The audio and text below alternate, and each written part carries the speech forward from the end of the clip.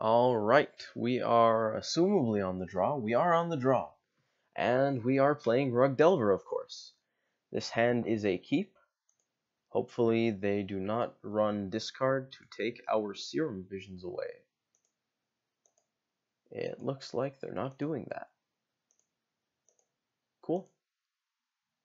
Now that we have a Traverse, what's the chances that we enable this? We put a land, a sorcery, and probably an instant.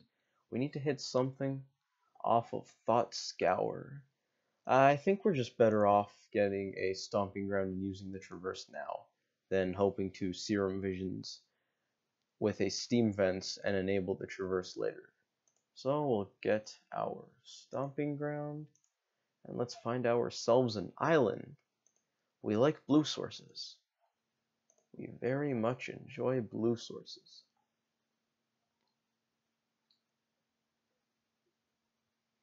Farseek. Okay, this is looking like Valakut. That could go terribly for us. However, we're no longer casting that Serum Visions. I believe our best line of play here is to hold up counter magic. If they don't do anything, we could always Thought Scour. That's not the end of the world. Let's put our removal in the middle. Wow. Okay, well, that does not say cannot be countered. So we're gonna drop a Mana Leak on it.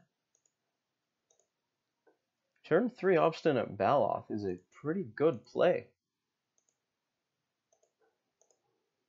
I'm actually a little sad that we did that now that we have Dismember. I kind of like drawing Mana Leak, but if we Traverse, we can turn on Spell Snare. They can't. Yeah, I think we just need to... We're better off turning on Spell Snare and getting a Clock, I think. Because even if we do, and step careful, even if we do hold off on the Mana Leak and let's say we counter a Primeval Titan, they could Simian Spirit Guide for a Primeval Titan. Through the Breach. Oh wow, that was resoundingly the right play. Jeez. Although, would we have had the blue up? I believe we keep the blue up anyways. Aw, come on. That's not cool. Well, I did acknowledge that they run Simian Spirit Guide. Of course, I think that was absolutely correct, going for the Stubborn Denial. The chances that they have the Simian Spirit Guide versus the fact that it's really good if we can nab the counter there. I believe we're kind of sort of just dead. Okay, so we go to 1. If we... Oh no, the 6. The Valakut, and then the 6. I was thinking we're at 5. We Dismember, go to 1. Bolt, get rid of Prime Time, and pray that we do roughly, excuse me, I think 19 damage before they draw a mountain or a ramp spell to get a mountain. So that was extremely rough. Dismember's bad. I think Traverse is going to be good to enable some speed. Huntmaster, I'm not sure about. He could theoretically be good. I like Huntmaster against Rugscape Shift and Bring to Lightscape Shift because he can put you above 18, and once you're above 18 they have to get a whole other mountain, and that's difficult for Rugscape Shift to do. He also offers an extra threat and 2 threats if he resolves that they have to deal with since they're the control player and you're the beatdown. So he's very good against those decks. I don't think he's going to be as good here. Destructive Revelry and Engineered Explosives could be good against Kalni Garden Expedition, Kalni Heart Garden. Its name is one of those two. It's 2 or 3 mana. Whenever you get it, no, it's an expedition. It's one of the Zendikar expedition cards, not Battle for Zendikar expeditions, but like Quest for Pure Flame, Quest for whatever. So it's an enchantment. I believe that this build of Scapeshift doesn't run Prismatic Omen, so we don't need to worry about hitting that. But I believe that's the only enchantment they run. So that's the only reason I would bring in one of these two. Pyroclasm joins the Dreadful side. Blood Moon is a good card against decks that rely on non-basic lands. So let's just start by bringing those in. We do not want Bedlam Reveler due to the fact that they are a fast combo deck. So I think we're going to leave all of those. We may end up bringing in these Huntmasters. First, we need to take some cards out. Spell Snare hits a lot of their 2-mana ramp. Vapor Snag's bad. I would like to keep Thought Scours. I'm going to cut probably down to 4 burn spells. That opens up at least one slot where we'll I kind of just don't like Huntmaster, I think. I think their deck's just going to be way too fast for him to matter. So operating under that assumption, we need to bring in one card, and we have, if we don't want that one card to be Huntmaster, we can bring in Vapor Snag versus Lightning Bolt. I think Lightning Bolt's a little better. I don't like any of these. Yeah, we're just going to run a second bolt, a 5th bolt effect. Hopefully we can get in some damage and burn them out. I think the best thing we have here is counter spells to slow them down and hopefully hit the big ones. Mana Leak is excellent, so is Delver of Secrets. We're going to keep this hand. Turn 1 Delver is no slouch. Ideally we can get a forest off of this Misty Rainforest after drawing a Blood Moon for turn. That's something I would enjoy.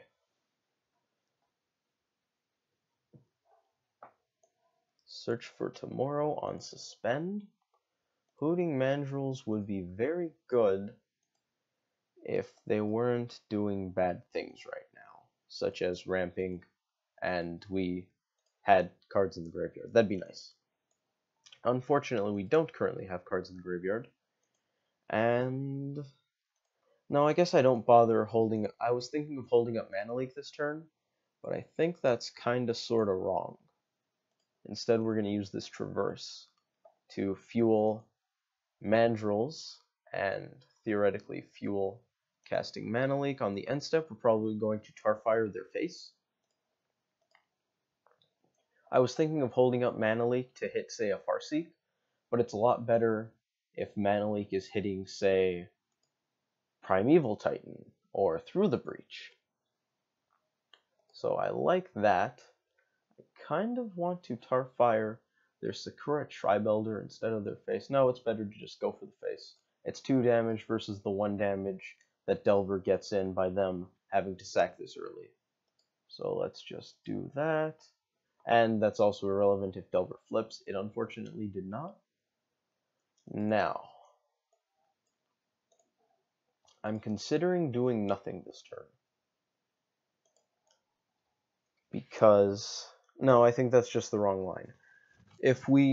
I'm thinking about, they sack this Sakura Tribelder, they get a land off of this, they play a land, they're at 5 mana. That's without Simian Spirit Guides. However, if we do that, we're not adding to our clock, and if we stop adding to the clock now, the chances of them being able to combo out just increase. We're going to attack with this Delver, because it's highly likely that they actually go to damage with that Sakura Tribelder here, so it just doesn't matter. Make them do it now. I would like to have Mana Leak up as early as turn 3 to stop potential Primeval Titans from coming in, but realistically, if we do that, our clock is a Delver of Secrets that hasn't even flipped yet. And we have to hold up Mana Leak forever at this point, because once you decide to, well, I guess that's kind of the sunk cost fallacy, that once we start holding up Mana Leak, we have to continue, because we didn't add to the board then, so we should keep holding up Mana Leak, because adding to the board just gets worse and worse as time goes on and our creatures don't have haste and missed a turn of attacking. Fortunately, they did not have it, so we have basically they're dead next turn. It's a 2-turn clock starting right now, and we have Mana Leak in our hand. This is good. This is very good.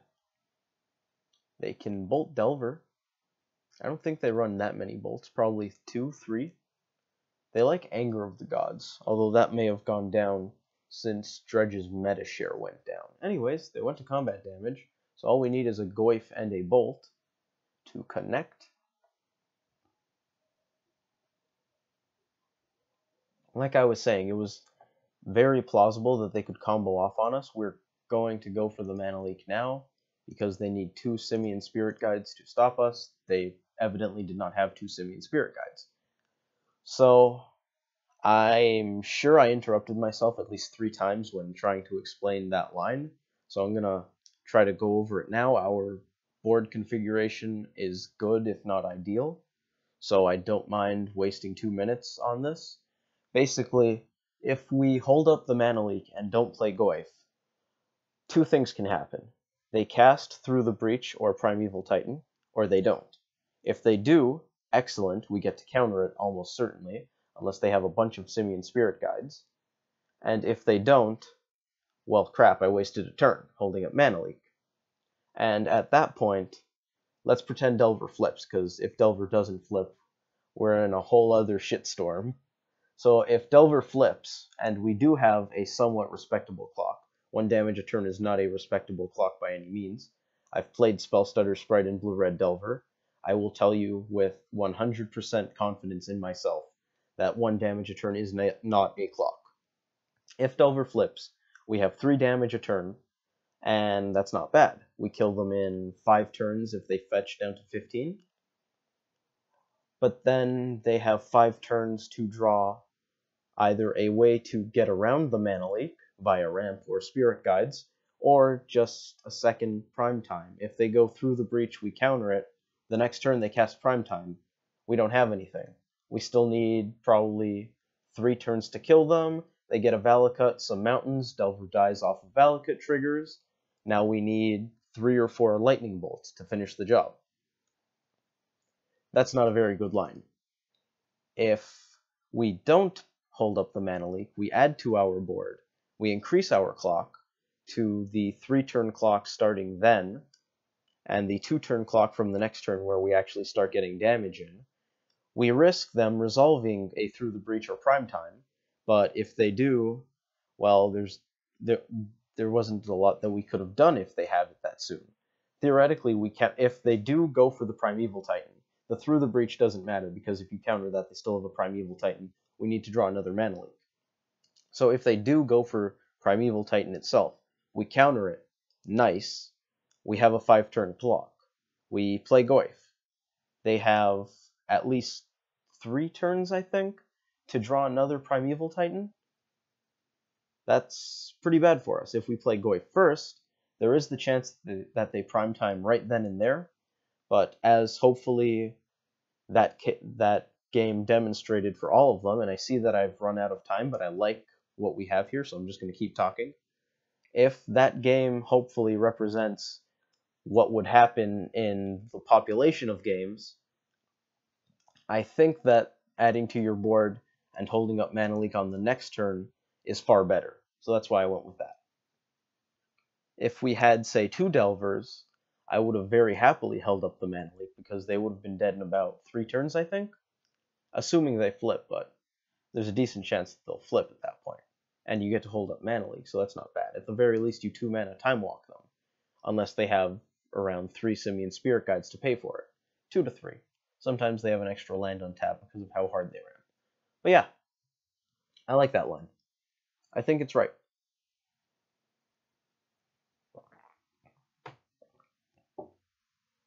We are waiting on our opponent, which is extremely awkward, because I just spent roughly 3 minutes talking about a decision I made last game, and I could have at least fumbled around with the sideboard and then have spent this time right now talking about that decision, and the airtime, if you will, would have been filled up quite nicely.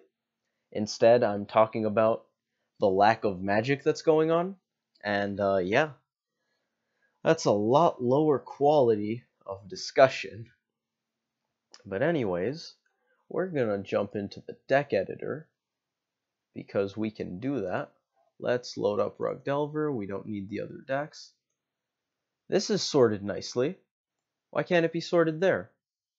Look how Xmage disrespects us. We have our cantrips, our removal spells, counters, creatures, lands, and then this is sorted nicely. The Artifact Enchantment Hate, the Blood Moon, the extra removal, the grind package. That's so rude. And okay, so our opponent did things and we will keep. Oh, they mulliganed. Cool. With this hand, we hopefully draw a land. If we do draw a land, we're probably just going to go for the Thought Scour, while also holding up Stubborn Denial. If they do play, say, a Farseek on turn 2, and we hold up Stubborn Denial because we drew a land and opted to not cast the Serum Visions, which we will do if we don't draw a land, because if we don't have 2 lands, we're going nowhere very slowly. If they do play the Farseek, I believe Farseek is their only 2-mana non-creature, aka Sakura Tribe Elder ramp spell. If they do that, we Stubborn Denial it, because slowing them down is probably slightly better than going for the Hooting Mandrill's play with Thought Scour right away. And what just happened? Did that game just end? That did not happen to us twice in a row. Did we disconnect? I think we disconnected. Yeah, we disconnected. Well. Huh. Preferences isn't going to get us back in. I am considering closing Xmage and booting it back up to see if I can get back into that game. If I can, I will put up a part 2. I apologize for Xmage being a bit of a dickhead, and I hope that one line I discussed for 3 minutes makes up for it with content-wise, because this lack of Game 3 kind of really sucks. Once again, I apologize. I am putting this up anyways because I feel like that first 1 and a bit worth of games, that first game wasn't much of a game, I think that was good as far as like content goes, even though this kind of really sucks.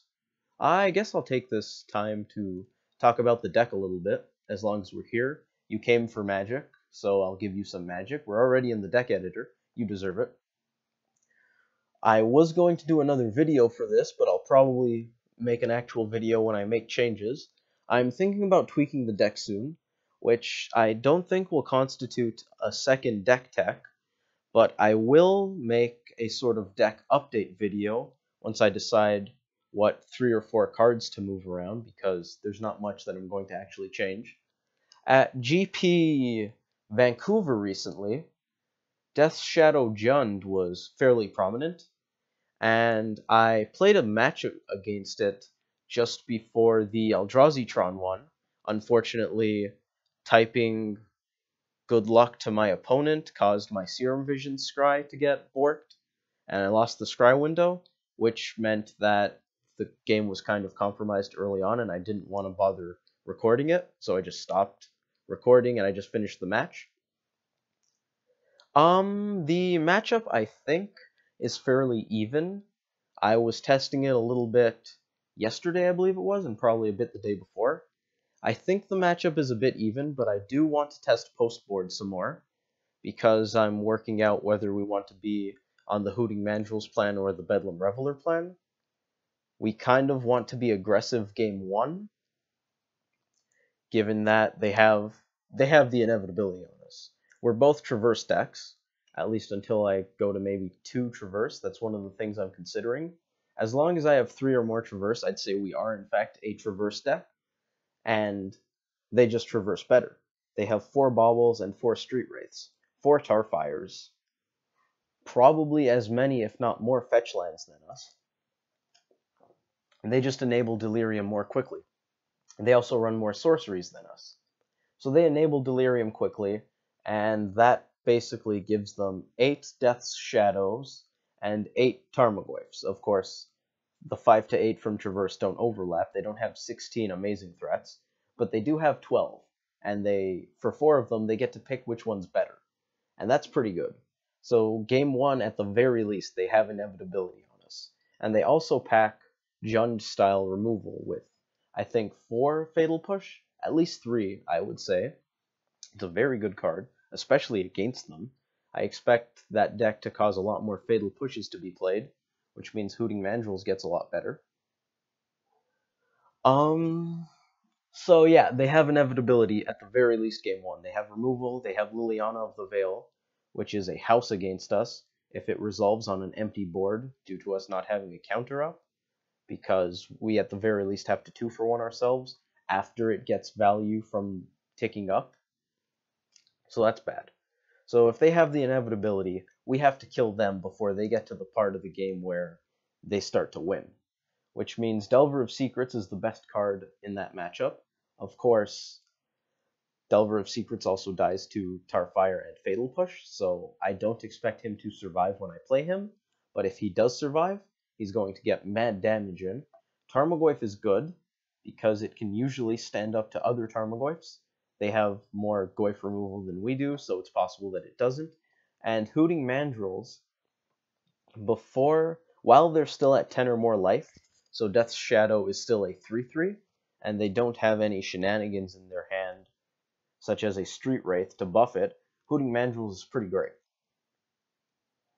A fun thing that they can do is block your Hooting Mandrills to take less damage.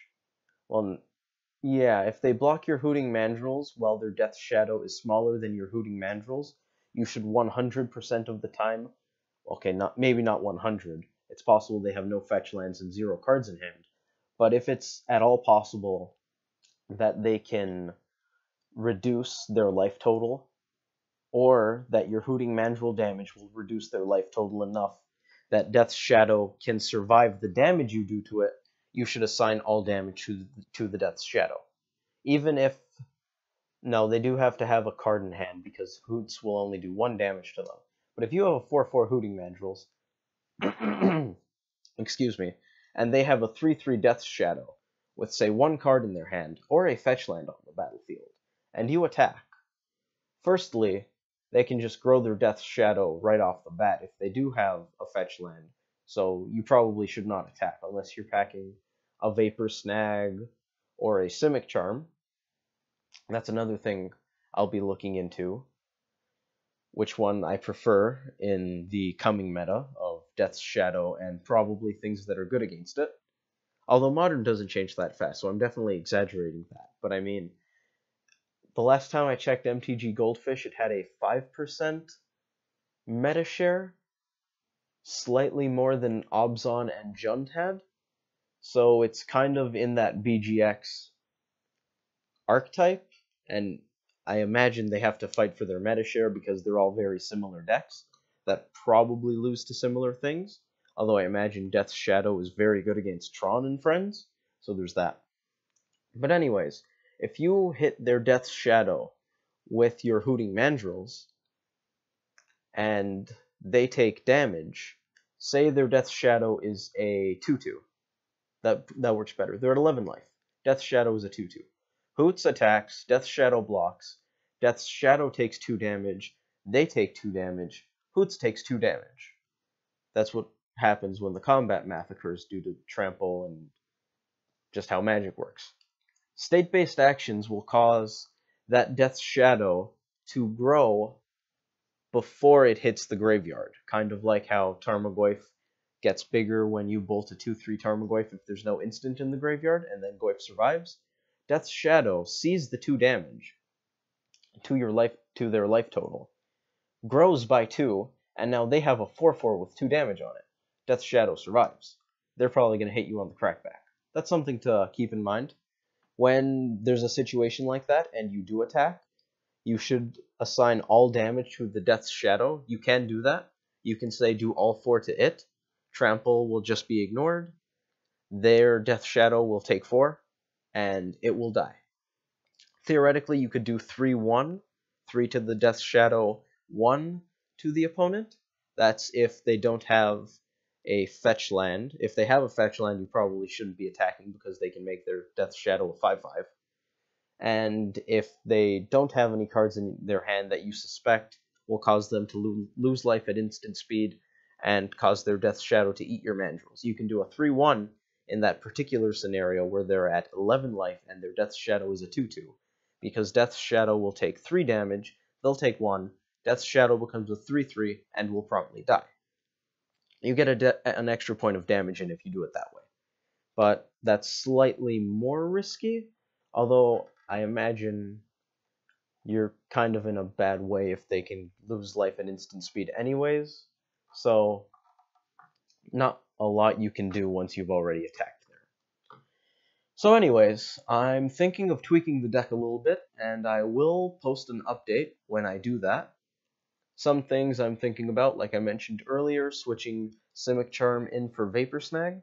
That's because I'm considering Disrupting Shoal, which actually, in the matches that I've played against Death Shadow, like I said when I was testing, I threw one, maybe two Shoals in, and because they're basically a Jund deck with 8 discard spells and a Liliana of the Veil, 2 Lilianas of the Veil, Disrupting Shoal is not great.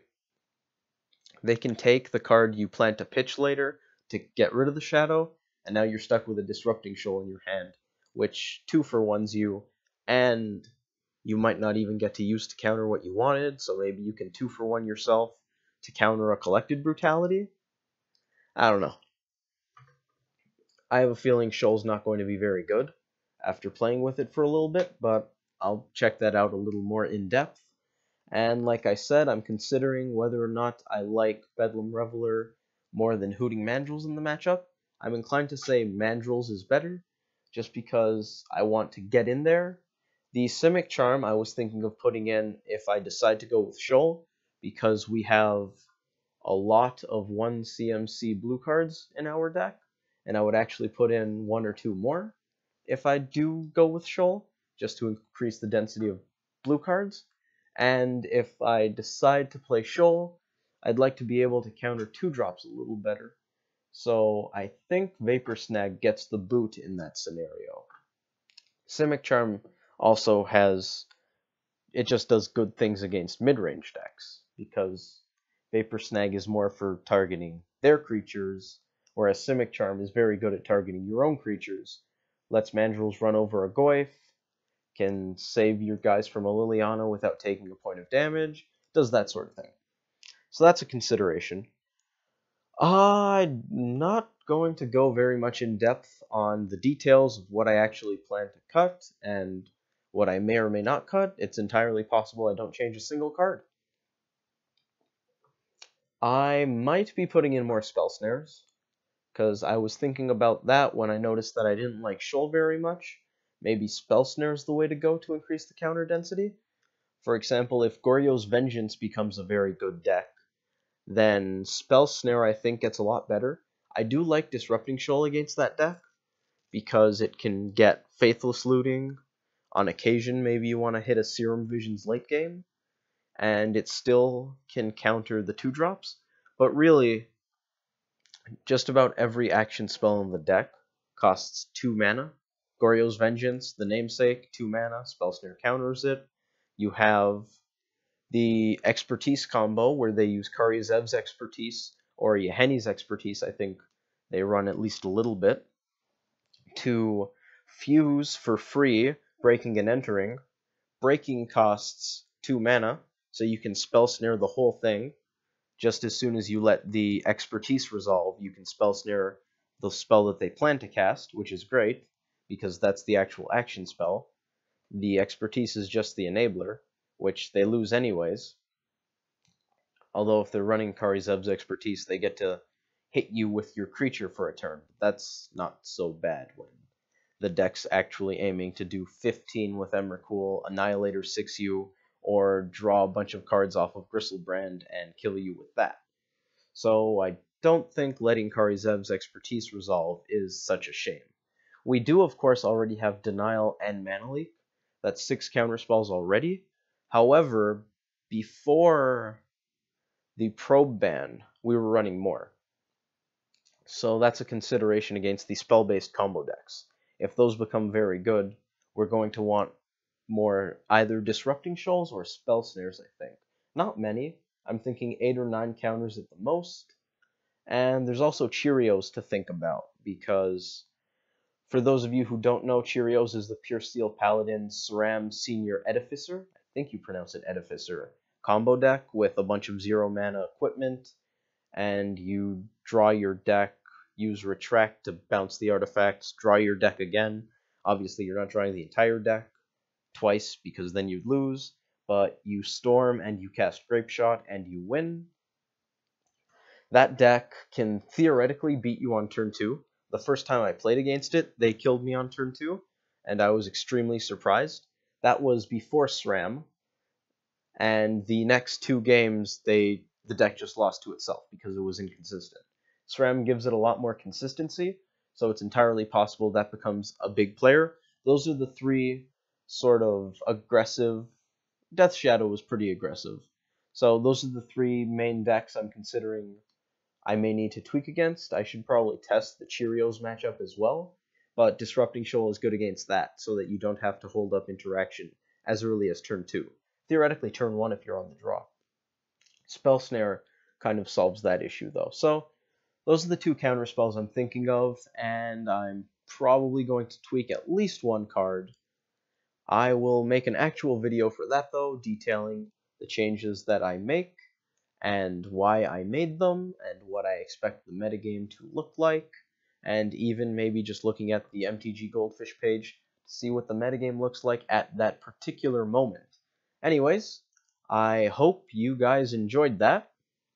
I found it quite enjoyable, except that part where Xmage just kind of dropped the ball, which was super disappointing. But anyways, that is our pseudo Rug Delver update, I guess, kinda, sorta. Yeah, I'll hopefully see you guys for the next video, which theoretically may not be right away, because I'm probably going to do some testing to see what tweaks I actually want to do. So maybe it'll just be the Eldrazi-tron in this one for this week, and then I'll probably do more recording early next week, because reading week is over, and then I have time. I sort of schedule recording around when my classes are, so I should have a decent bit of time early next week, earlier than this at least, because reading week sort of delayed the recording of these 2 videos. Anyways, that was a lot of non-Magic gameplay, so I apologize for that. And, yeah. Hopefully I'll see you guys next time.